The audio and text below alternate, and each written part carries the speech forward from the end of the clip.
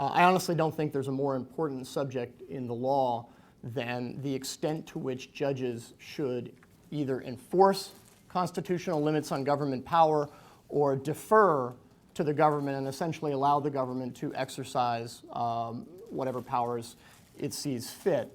That's the question we'll be discussing today. And generally speaking, I think it's fair to say that I, as a libertarian constitutional litigator, support fairly robust enforcement, judicial enforcement of limits on government power. And generally speaking, Ed takes the other view and favors basically a more restraint, essentially deference, particularly in cases where there's a close call. And that's essentially the divide between us.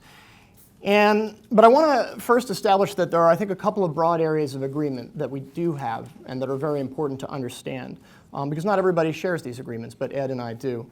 The first is that the Constitution does impose at least some limits on government power, and that it is legitimate and indeed important and appropriate for courts to enforce those limits. What I think we disagree on is two things, basically. What are the limits that the Constitution imposes on government, and what should the attitude or approach of judges be in close cases? Is that fair enough? Fair enough. Okay. I'm a litigator. You always ask the witness, is that fair enough? All right. Before jumping in, I always forget to do this. I just want to make a plug for public interest law. I heard somebody say one time there are only 3 jobs worth having: rock star, movie star, and fighter pilot. My eyes aren't good enough to fly. I got no musical talent, and I think it's fairly evident why I could never be a movie star. But there is a fourth: public interest lawyer. It's like the best job in the world. Every morning you get up, you put on your boots, and you go look for a bureaucrat to kick. It's just the most fun you could ever have. So if anybody's interested, I'll be here after the talk, and I can certainly be happy to give you some ideas about how you might get into a public interest work. I've been doing it for 12 years, and I never look back. It's really fun. All right. Let's start with a little bit of terminology first, because Ed and I think, use different terms to basically convey roughly the same meaning. Ed is I would say, not a proponent, but a frequent user of the term judicial activism, and I'm sure you've all heard it. Unfortunately, it's used oftentimes in a way that is very imprecise and makes it difficult to know exactly what the person is saying. To Ed's credit, he's been very precise about it, and I quote, "Judicial activism, according to Ed, is the wrongful overriding of democratic enactments." I think that's a fair definition. It's the one I think we'll use today. Ed, I think, kind of counterposes judicial activism with the term I used a moment ago, judicial restraint, that essentially when something is not clear in the Constitution, courts should defer to the other branches. I use different terms, in part because I think there's a real problem, or people don't always understand what you mean, particularly judicial activism has become such a laden term. I use the terms judicial engagement and judicial abdication. Judicial engagement, the way I use it, is a term that the Institute for Justice coined. It really means nothing more than just judging, making a sincere effort on the basis of the facts that are presented and your understanding of the Constitution to determine in any given case whether the government's action is constitutional or unconstitutional. Now, why do we have to coin a term just to describe the act of judging? Well, because of judicial abdication. Not everybody agrees with us that there is such a thing, but we absolutely believe that in broad areas of constitutional law, the approach of the courts, officially embraced, by the way, is one of judicial abdication, essentially not making a sincere, conscientious effort to understand the meaning of the Constitution, and not making a sincere, conscientious effort to evaluate the constitutionality of the government's actions based on the facts of the case. Instead, essentially just applying what amounts to a rubber stamp style of judicial review, where they go through the motions of judging in order to reach what amounts to a preordained conclusion, i.e. the government wins. That is what I call judicial abdication, and basically the rest of the talk is going to be me trying to convince you that there's a lot of it out there. All right. What are the two principal protections of liberty in the Constitution? Well, what are the folks who can interfere with your liberty, right? At the very top, we have the federal government, and we have state governments, we have local governments. Let's start with the federal government. What is the principal limitation on the federal government's power over you? Liberty. It's the doctrine of enumerated powers, right? Everybody familiar with this?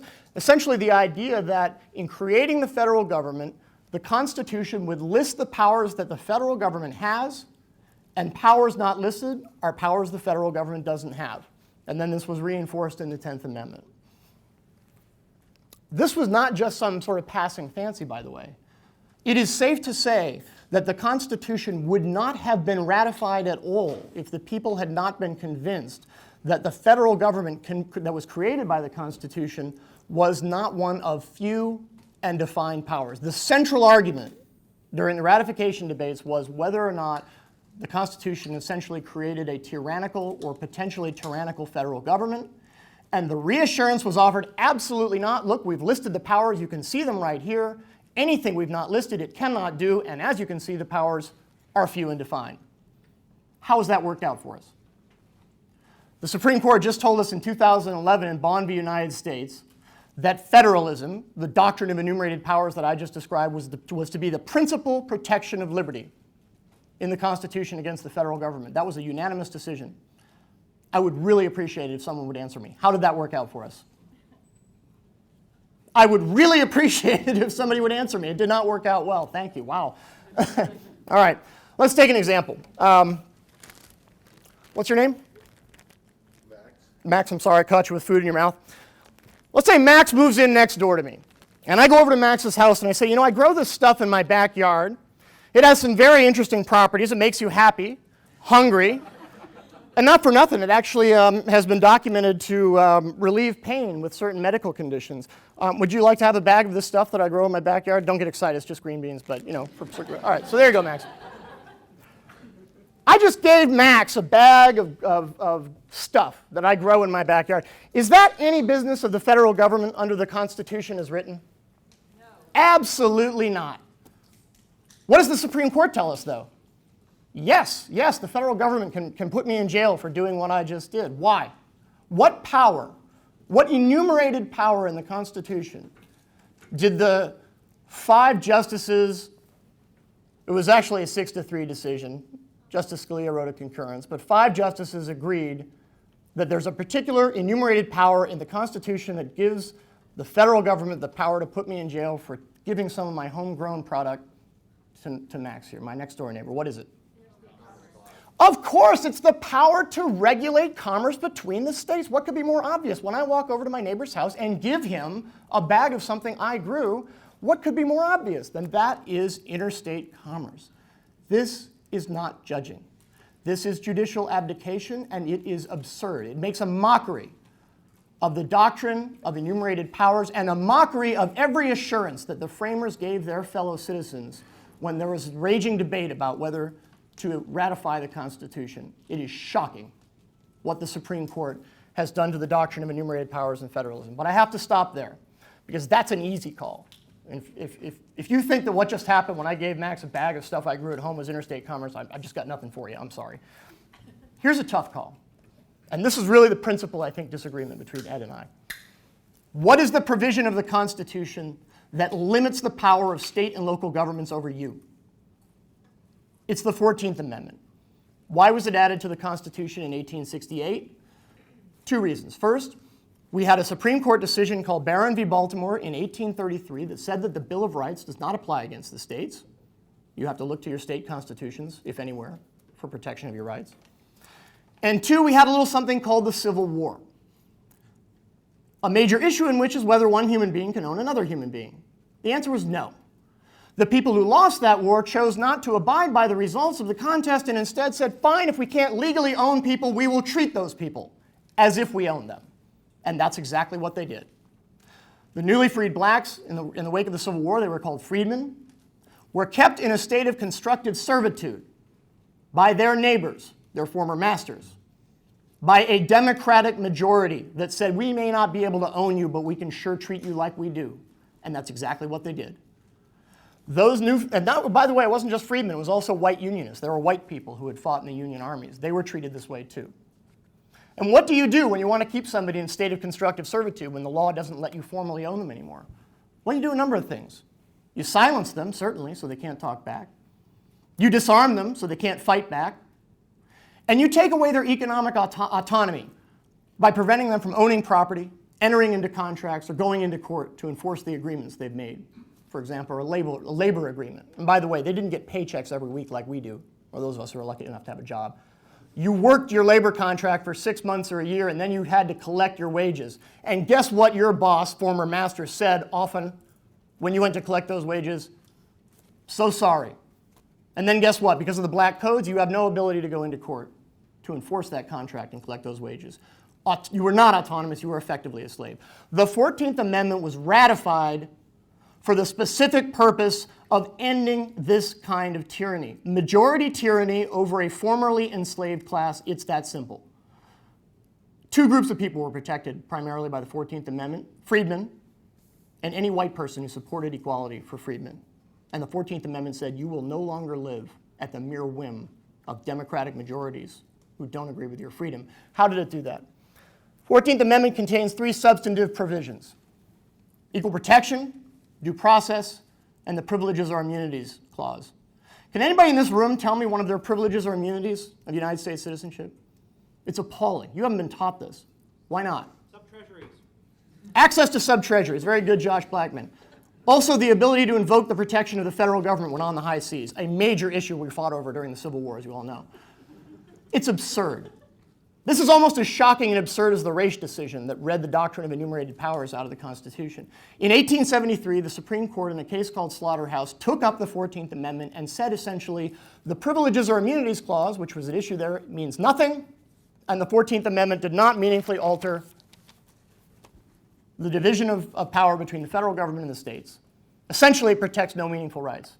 Now, in the next 2 or 3 minutes, I want to conclude by going through some of the rights that the Supreme Court finally, over a period of decades, as it sort of awoke to an inkling of what the 14th Amendment was trying to do, an inkling that still remains an inkling.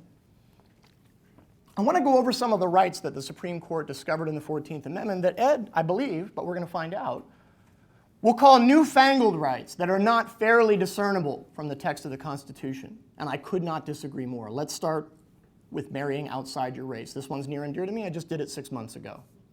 No kidding. I married a Japanese woman. She's half Japanese, half Irish. I'm not sure which is further outside of my race, but whatever. In 1883, the Supreme Court said in Pace versus Alabama, this is not a constitutionally protected right. You may put somebody in jail for marrying outside their race. In 1967, in Loving v. Virginia, they woke up, changed their mind, realized they got it wrong, and boy, did they get it wrong, and said you do have a right to marry outside your race. Is that anywhere mentioned in the text of the 14th Amendment or anywhere else in the Constitution? Absolutely not. Is it fairly discernible from the text of the Constitution once you understand that the Privileges or Immunities Clause was adopted so that you didn't live at the whim of democratic majorities? You better believe it. What about forced sterilization? Do you have a right not to have the government stop by your house, take one of your children, and sterilize your child because the government thinks that child's not bright enough or maybe too promiscuous and doesn't want them reproducing? That's exactly what happened to Carrie Buck in Buck v. Bell, 1927. Call it the Jersey Shore doctrine. If you're promiscuous and not very bright, the government can sterilize you. Supreme Court woke up again, realized in 1942 in Skinner v. Oklahoma, whoops. No. Sterilizing somebody on the whim must violate some kind of right. Yes, it does. Violates your privileges or immunities of United States citizenship. The clause was added so that you did not live at the whim of democratic majorities. How about taking your children away and putting them into a government-run indoctrination camp run by the KKK?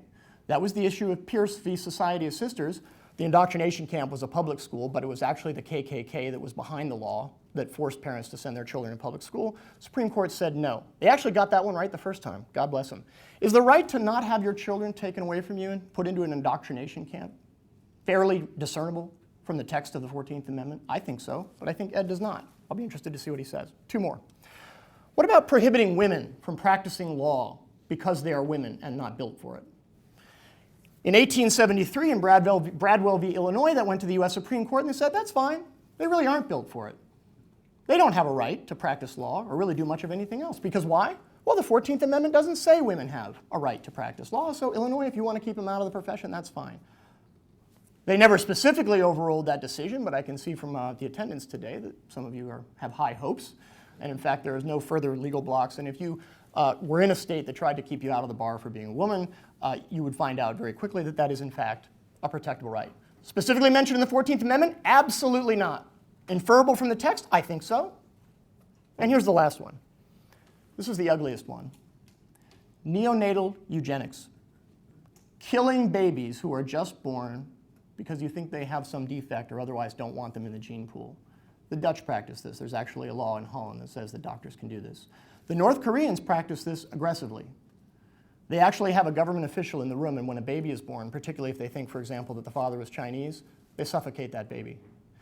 Ed actually has a blog post from the last few years where he said there is no constitutionally protected right to draw breath. That baby doesn't have a constitutional right even to take its first breath. I'd like you to call it to my attention. I don't think that's accurate. I do. In fact, I'll quote it. This is Ed posting. You've been very accurate so far, but I just don't This think. is Ed posting on the Federalist Society online debate series about the Abigail Lyons case, October 29, 2007. Which has nothing to do with babies drawing breath. I believe in breathing air as much as the next fellow, and I also believe that human beings have a natural right to breathe, but I see no reason to believe that such a constitutional right exists. I don't think it was a mischaracterization of your position, but I'll stop now and we can hear. Thanks, Clark. Thanks to all of you for being here. Any of you want to eat some more, please don't let me prevent you. I would like to spend most of my time making an affirmative defense of the terms judicial activism and judicial restraint, but I want to start by highlighting what I think are the one or two major points of divide between Clark and me. And then maybe after I make my affirmative defense of these terms, may have time to turn to a further critique, or maybe we can have some back and forth. First, Clark started off by saying he thinks there's no more important question, and excuse me if I misparaphrase this, than whether the courts are too deferential or too active in enforcing rights. What's curious about his entire presentation is his failure to address the prior, more important question of exactly what method one uses to interpret the Constitution. Now, some of it may be implicit in what he said. I heard things that sounded as though they were originalist in nature. But that is the most important matter. What is the proper method of interpreting the Constitution? And once you get that right, virtually everything else follows. Relatedly, Clark discussed the doctrine of enumerated powers, a doctrine that I share his belief that it's it's a primary method of protection from federal government powers, along with the Bill of Rights, of course. But he presented it as though the framers believed in this exhaustive listing of congressional powers without any implied powers, and that his view is so contrary to Chief Justice Marshall's position in McCulloch v. Maryland. Now, usually I find myself refuting the left's mistaken overinterpretations of Marshall's opinion in McCulloch v. Maryland, but here we have Clark completely ignoring the opinion and making it seem as though you need to have this exhaustive listing of powers, and anything not specifically mentioned, there's no power. Like, apparently there's no power to outlaw any federal crime, or maybe there are a few areas where one can do that. In any event, let me jump into my defense of the terms judicial activism and judicial restraint. Now, the relevant question is not whether the term judicial activism is often used poorly. Clearly it is. That's the case with lots of terms that no one seeks to banish from public discourse. For example, conservative, liberal, moderate. All of these terms can be used in very sloppy ways. The relevant question is whether the term is capable of being used well, and I'm grateful for Clark's accurate representation of my definition. And I think his acknowledgement that that term does have some core meaning. So I think the term judicial activism is indeed the best term to capture succinctly the wrongful judicial invasion of the realm of representative government. Now, the core of judicial activism consists of the wrongful overriding by judges of democratic enactments or other policy choices made by other government officials, typically through the invention of new constitutional rights. Roe versus Wade is a classic example. Dred Scott, yet another. I do want to emphasize that judicial activism is simply one category of judicial error. It's not, I don't think it should be used to be a synonym for any judicial error. And in particular, what Clark calls judicial abdication is what I would call judicial passivism, not pacifism, not judges being too peaceful, but judges being too passive in failing to enforce rights when it's their obligation to do so. But the central concern that the term judicial activism signals, and that its counterpart, judicial restraint, also signals, is the proper limits on the role of the courts in our system of separation of powers and representative government. Judicial restraint involves courts staying within their proper domain. Now, I sometimes hear the objection that the term doesn't perform any analytical work, and that whether or not a ruling is activist depends entirely on the underlying theory of sound constitutional judging. That objection is correct, I think, but I don't think it's a meaningful criticism of the term judicial activism. No term performs analytical work. Propositions do. And again, I think this term judicial activism has earned the descriptive value that it has in signaling separation of powers concerns, and it ought to trigger a deeper question of what method is proper. Now, concerns about judicial activism necessarily presuppose that there's a right way to interpret the Constitution. Those who believe that there's no right way, I don't put Clark in that category, can't intelligibly use the term, and they also can't justify the exercise of judicial review in a system of representative government.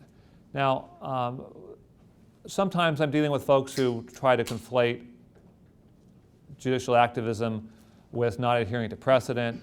Sometimes there are folks who try to say judicial activism is any overriding of a statute. Clark hasn't made those arguments. I'm not going to spend time now responding to them, though I'm happy to do so if you'd like to address that in your questions. Now, as I signaled in my opening comments, I don't see what the terms judicial engagement and judicial abdication add other than confusion. They haven't led Clark to make his case on what the proper method of constitutional interpretation is. They are clearly, I think, even more nebulous than the terms judicial activism and judicial restraint. And I think worse than that, they do not trigger any concern about the proper role of the courts in a system of representative government. Now, I start from the background proposition that what is unique about the American experiment is the effort to have citizens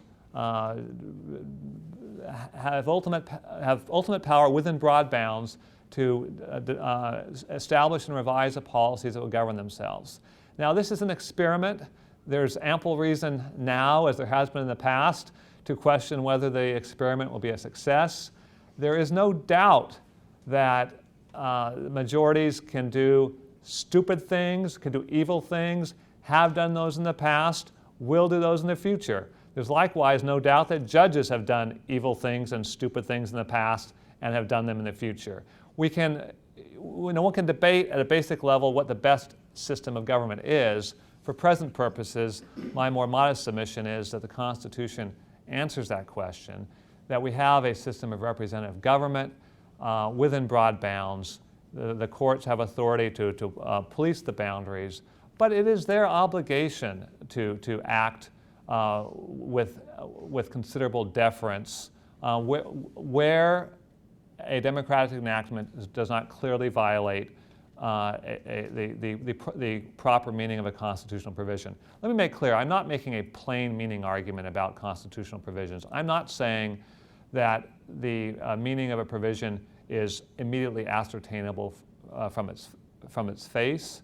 Constitutional interpretation, originalist interpretation can involve hard work. I would love to have, I'm sympathetic, I'm predisposed towards the privileges and immunities argument that Clark is making. I would love it if he and IJ were spending more time explaining why their argument is right as an originalist matter and less time concocting new labels to try to get the results they want. Now, I do recognize they're litigators, and the problem is, they can't be spending a lot of time saying Supreme Court precedent is wrong when they're arguing to courts that are obligated to accept that Supreme Court precedent. Clark has been blogging on the Volokh conspiracy this week, and I've enjoyed his blogging. There's one statement of his that caught my attention. where he said that the debate, let me see if I can find it exactly here, the debate over judicial engagement versus judicial restraint is largely about which direction courts should err in. Well, I'm not interested in having the courts err in either direction. I'm interested in having them get things right. And that requires, I guess, again, serious attention to the issue that unfortunately is being neglected by this whole debate over judicial engagement and judicial abdication, which is what is the proper method of constitutional interpretation. So with that, I think Clark and I may have some back and forth here, then open things up to your questions, but I think I've covered the basic ground that I intend to, and Clark may soon provoke me with discussions of the Ninth Amendment, and then I will have more to say. But the Ninth Amendment's like having a fifth ace when you already got four. I don't need it. It means you're cheating. I knew you were going to say that, but fortunately, we're not playing cards. We're doing con law. So I was surprised to hear Ed say that he wished we'd spend more time explaining our position on the Privileges or Immunities Clause.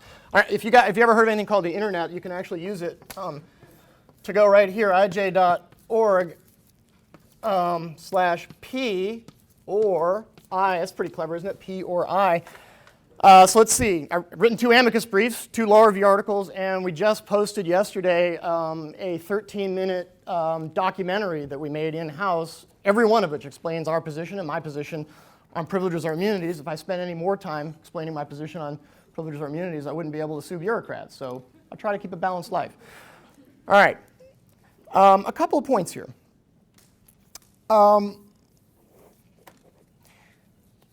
Ed put his finger on but did not answer the central question in all of this, which is, what is the proper domain of the courts?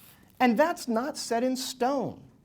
We become more aware, we become more enlightened, we become more aware of what the Constitution protects and what it doesn't protect as life goes on, and thank goodness for that. That's not living constitutionalism, that is being human and correcting your errors. At one time, the Supreme Court said that the Constitution has nothing to say about putting people in jail for marrying outside their race. Now it says the Constitution protects that right. Thank goodness, me especially. Forced sterilization. At one time, the Supreme Court said, not our proper domain. Then they turned around and said, good Lord, that was ugly. Whoops. That is the proper domain of courts, and they were right. Prohibiting women from practicing law. In 1877 or 1873, they said, not our domain. They were wrong. Now they understand that saying to somebody you can't pursue a particular occupation just because you're a woman is within their domain. Let me give you an illustration of why we need the term judicial abdication, because I want to show you what it looks like in real life. And it's another right to earn a living case. I do mostly right to earn a living cases. I represented 3 women in Louisiana who wanted to be florists, but they couldn't. Because Louisiana has a state law that says you have to have a license from the government to arrange and sell flowers. And to get that license, you have to take a 4-hour practical exam where your work is graded not by some theoretically disinterested bureaucrat, but guess what? This is so Louisiana. A panel of judges drawn from working florists who will then decide if you're good enough to compete with them, right? Anybody want to guess what the pass rate on the Louisiana florist exam graded by working florists was? For point of reference, the Louisiana bar exam has a 65% pass rate. When we filed suit against Louisiana in 2003, the pass rate on the Louisiana florist exam was 33%. Twice as hard to become a florist in Louisiana as a lawyer. Yeah. Now, here's a question. Given what we know about the history of the 14th Amendment and its obvious purpose to eliminate a state of constructive slavery or servitude and prevent people from having their economic autonomy denied, does the Privileges or Immunities Clause protect people today from having to get a license to sell floral arrangements? You better believe it does. And only an infant would be unable to realize why that law was put on the books. It was not because some Louisiana legislator woke up one morning and said, today is finally the day when I'm going to protect the citizens of the Pelican State from the scourge of unlicensed floristry. Absolutely not. It was economic protectionism all the way by the Louisiana State Florist Association. Yeah, there really is one. Judicial abdication is when you turn a blind eye to that reality that only an infant could possibly miss, and rubber stamp that law, which is precisely what the federal district judge did in Louisiana. And just for fun, does anybody want to take a guess at what some of his justifications were that he made up out of thin air, which is what you're allowed to do under rational basis review? Anybody? Yes, sir.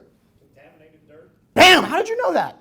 I read it on your website. All right, well, you're amazing. Technically, it was infected dirt, but you know what? It's rational basis review, close enough. Contaminated dirt, infected dirt, scary spiders, whatever the hell it is, doesn't matter. And that's the point. That's judicial abdication. That's asking the government, hey, can you dream up anything for that might be legitimate for this illegitimate thing that you did? That's not judging. Clark, may I ask you Sure. a question here? Jump in. It seems to me you're making two very different arguments here. One is the argument to which, again, I'm open to be persuaded that the Privilege and Immunities Clause, properly understood, prevents this sort of self-interested licensing scheme. Right. And I tell you, on a matter of grounds of policy, I oppose this stupidity as strongly as you do, and I'd be very interested in seeing a compelling argument to that effect. But now you're making, great. No, I don't doubt. But there's still more time for you to spend on those arguments and less time talking about terms like judicial engagement.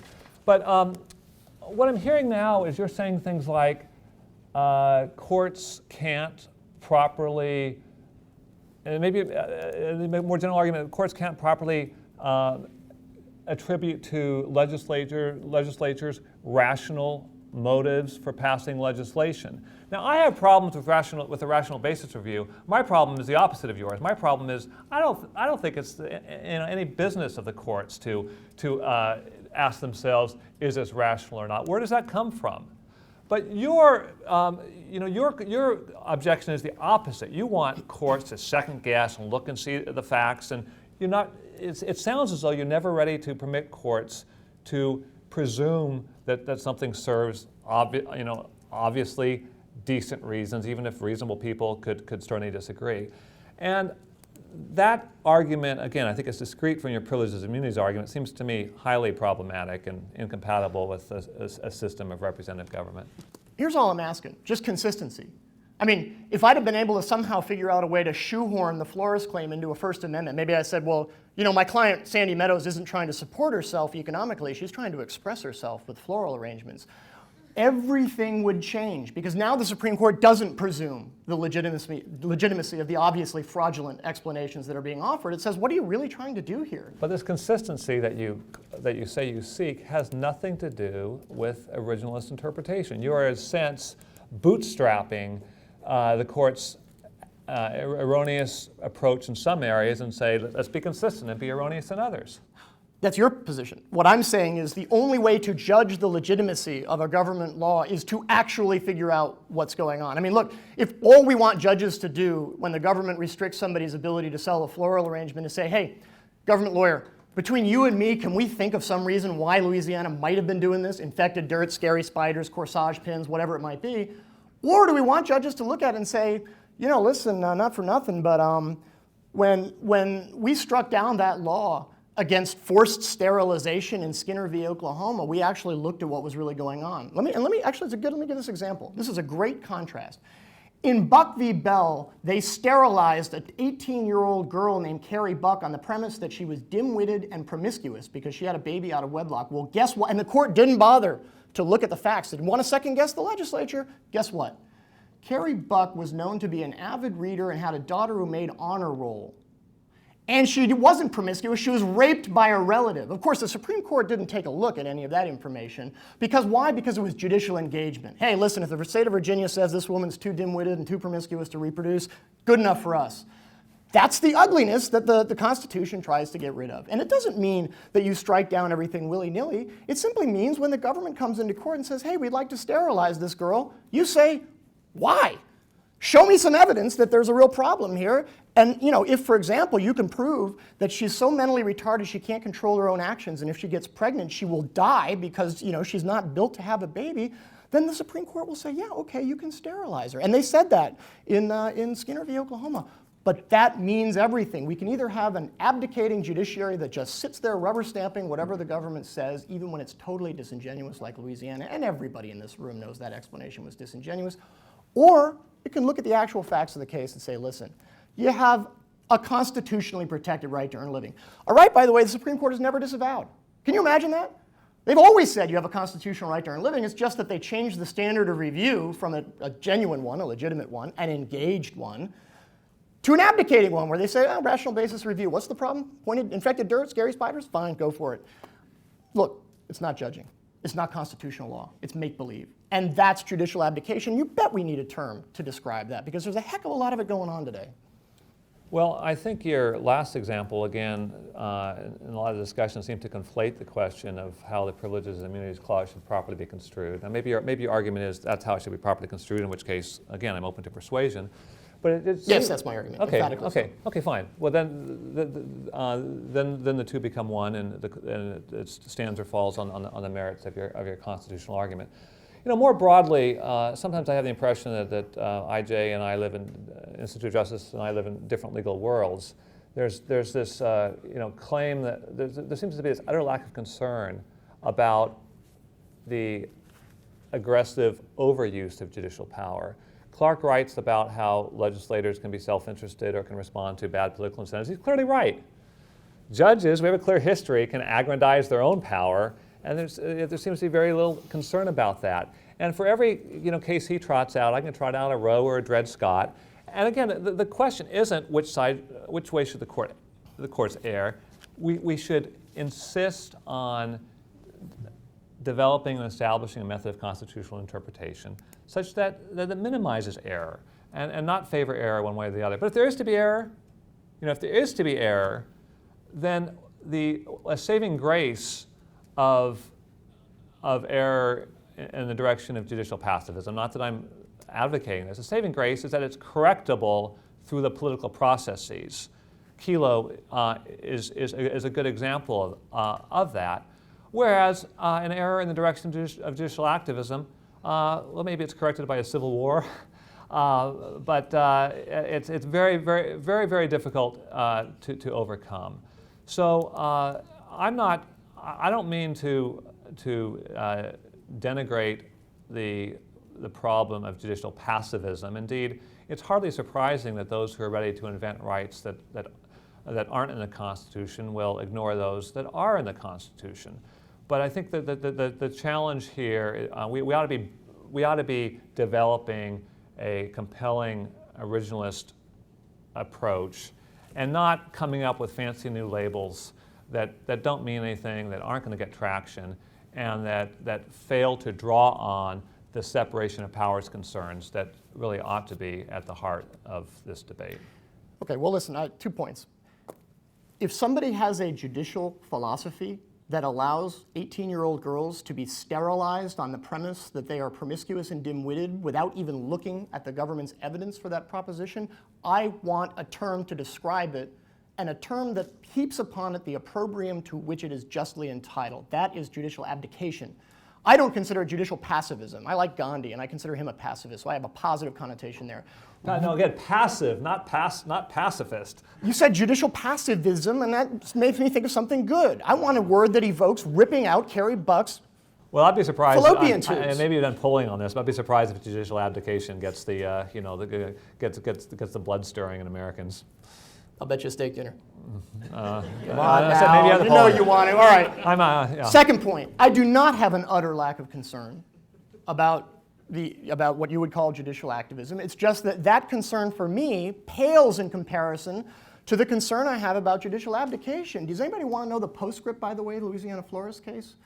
My client, Sandy Meadows, couldn't pass that exam because it's so arbitrary and subjective. She then lost her job as the floral manager at an Albertsons grocery store because she wasn't licensed to be a florist in the state of Louisiana. And then a month later, she died alone and in poverty because she was unemployed. She's a high school dropout with no marketable skills besides arranging flowers. And the state of Louisiana said you couldn't do that without a license that you can't get from us except through an obviously corrupt system. And a federal judge stood by and did nothing.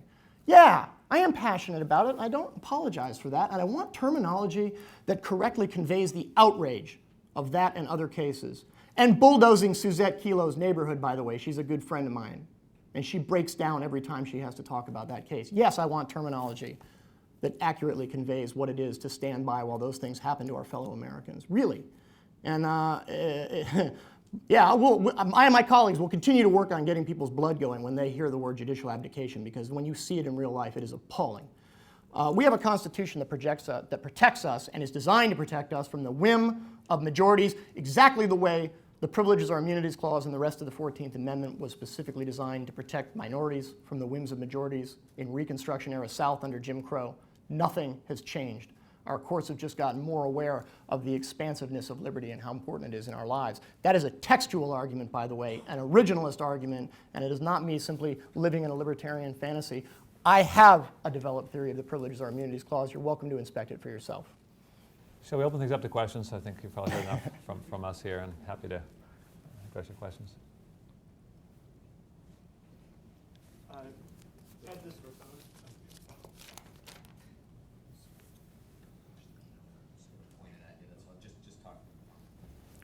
Ed, this question is for you. I'm Paul Sherman from the Institute for Justice, and earlier you expressed that you have criticisms of the rational basis test because in some ways you think it gives courts too much power because they're second-guessing the judgments of the legislature.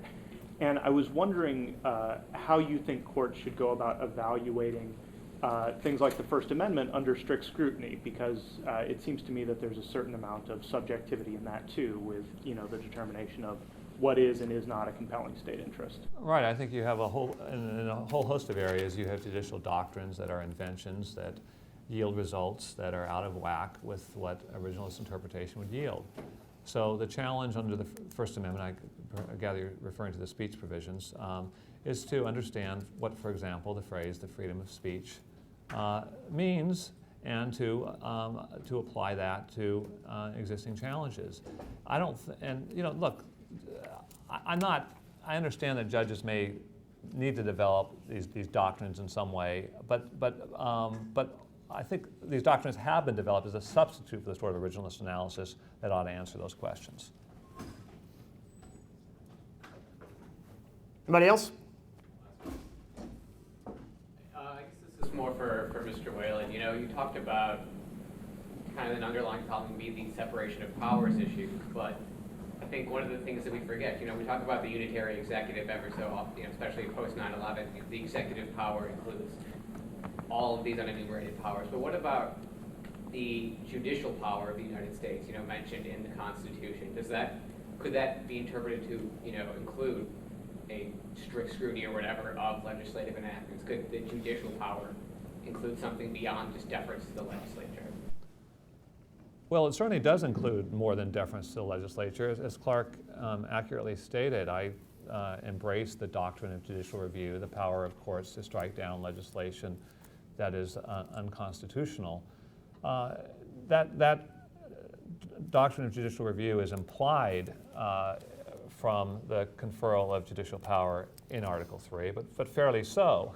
And actually, it's interesting that Clark is properly ready to accept that implication of judicial power, but seems to view the list of enumerated powers that Congress has in a much stingier manner. Again, far stingier than Chief Justice Marshall. I think the question is, what's the basis of the court's authority to strike down legislation? And the basis lies in, as Marshall put it, putting side by side the Constitution and the statute and seeing that whether the statute comports with the Constitution or not. Well, if there's not a case of sufficiently clear conflict, and there's plenty of room for reasonable debate over what sufficiently clear means, then it's the judge's obligation to get out of the way.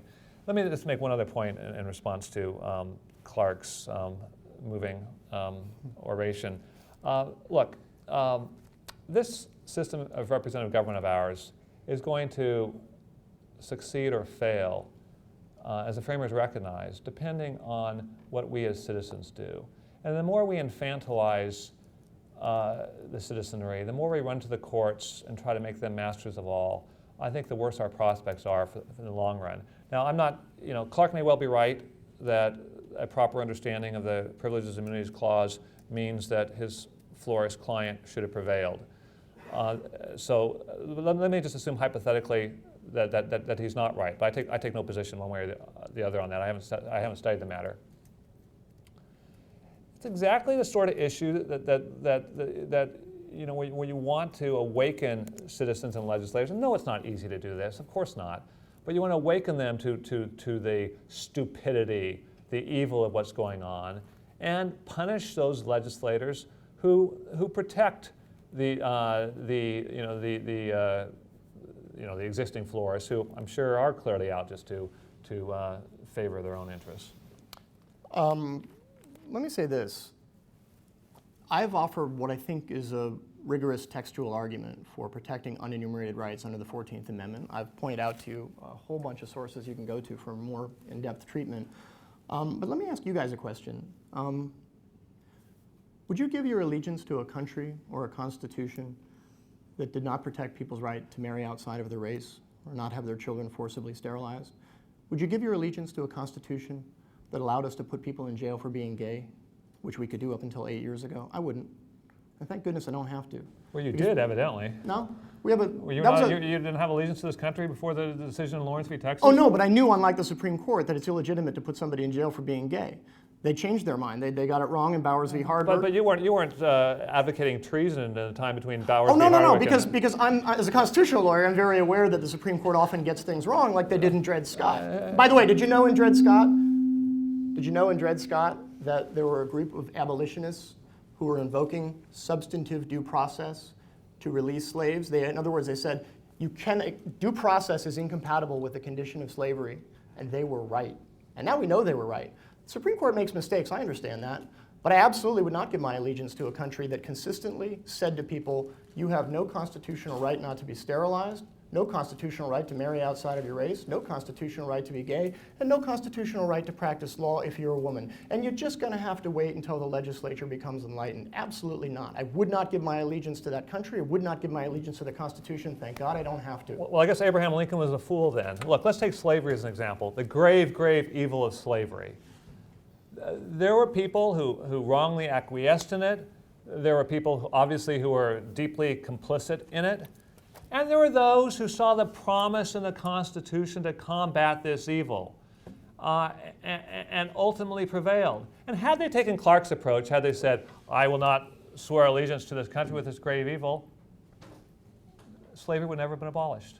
What would they have done? Moved to Canada or something? So, I don't think you can take the position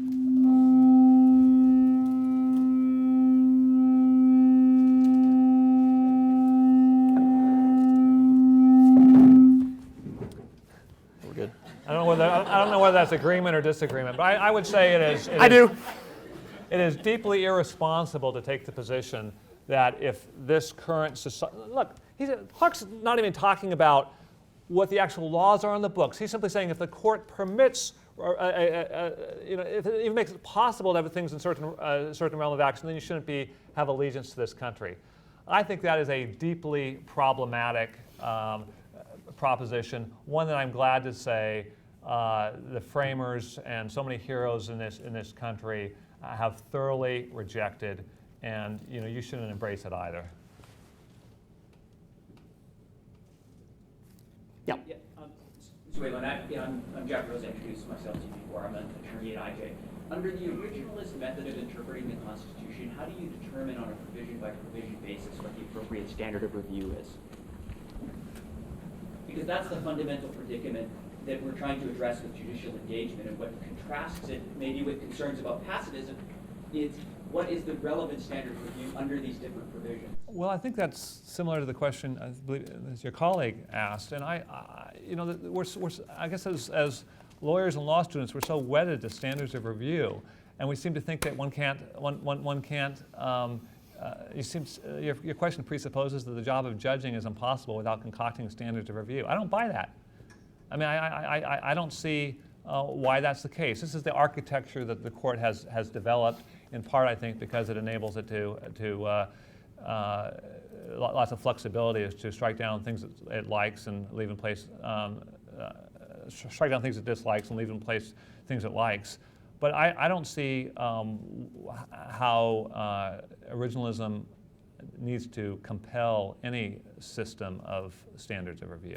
I actually agree with that. My only addendum to that would be, look, you can have kind of a sliding scale in terms of the rigor of scrutiny. What I object to is essentially a break on that scale. It's kind of a discontinuity where you say, oh, but then we'll have some cases where we'll only pretend to be judging, kind of wink, wink, nudge, nudge, but we won't actually ask what's really going on. We won't ask if Carrie Buck is really promiscuous. She's got a baby. Of course she is. Or whether she's too dim-witted to reproduce. The state of Virginia says so. Good enough for us. That's not judging. That's rubber stamping. That's something else. That's judicial abdication. So I don't have a problem with sliding standards of review per se. I just say, look, let's not slide off the end of the scale where judges are only pretending to engage in the act of judicial review while just rubber stamping whatever it is the government wanted to do, like licensing florists in Louisiana. That's not even a hard case. A judge upheld it, not because he was applying a standard of review, precisely because he wasn't.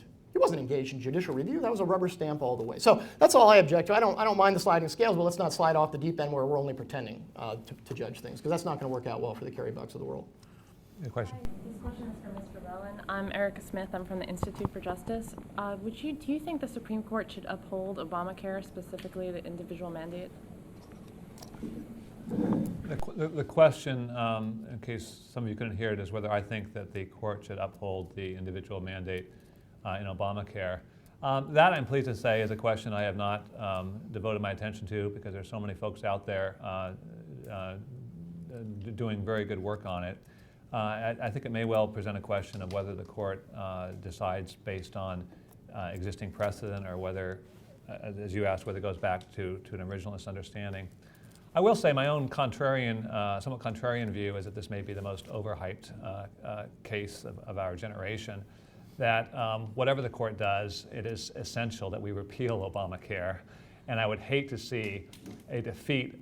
I would hate to see a striking down the individual mandate make people think that that's a significant victory. The worst parts of Obamacare are not the individual mandate. There's so much that's worse. So that's a bit of a roundabout answer to your question. Any other IJ questions?